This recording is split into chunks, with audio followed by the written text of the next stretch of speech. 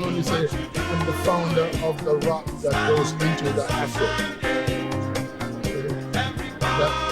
That should be accepted. If you research Osibisa, you might just discover that.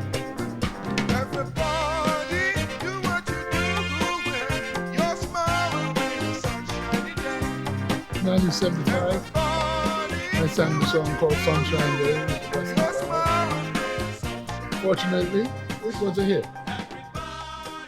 I was born in Antigua, 1948, and I came to England to my parents, who was first here from the Windrush generation. I'm one of the first generation of that. My father taught me music from very early. I was 5 years old. Life began with me when we moved to Tottenham, Stamfordale, and go to school. In Stamfordale, I started studying music and playing the school orchestra, etc., etc. One time I forgot my music at home. I knew the song, so I thought they'd never know. And I started adding nice notes to it. Somebody in the audience started clapping. It never happened before. No one claps. So my headmaster was called Mr. Landau. He said, Mr. Richardson, I'd like to see you. Come to my office. So, I think you owe me an explanation. I said, so I had forgotten my music at home, but I could manage without it. It's not a jazz performance, clapping hands and you're playing such a great song.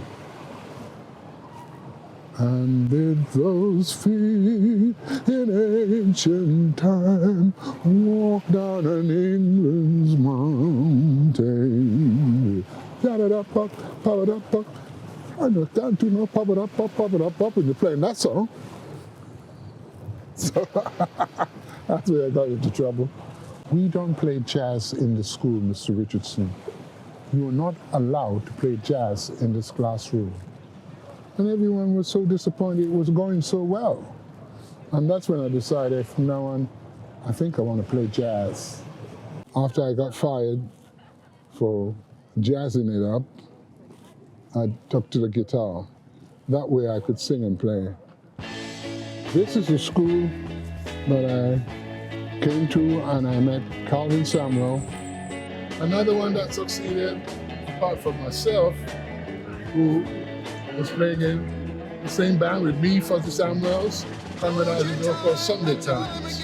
We formed the band together and we went to tour in Israel. 3 months tour in Israel. We were supposed to play for 1 month. And boy oh boy, the girls were pretty and the music was nice. We loved it. Sorry, you're okay, darling. Don't worry, just walk in here. Have a good day. Paid off for all the equipment we had purchased. I think it's the first time a black band paid off for everything in the record company in England in 3 months. And we broke up, and they all went off to join great bands, and I was left with nobody. But I was left with the drums, the bass, the van, everything. So one guy used to come and jam, Remy Kabaka. Osibisa was born through him because he took me to where they were rehearsing, and I joined them. And I had all the equipment anyway. Osibisa went well from 1970. We started to get things together. I saw some very good players, but they didn't realize that they could be so good to go and make an album. So I said, hey, listen, why don't we go make an album? This one is where we went to today when we did the festival hall.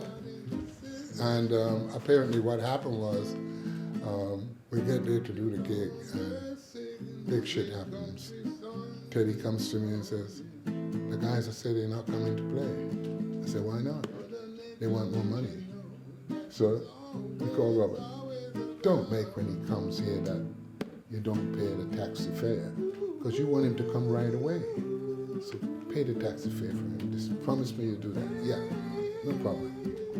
Robert came, they never paid the taxi fare. Anyway, we made this album, and apparently what happened was we decided, let's stretch it out a bit. Let's play different. So we played different. and it turned out to be very good.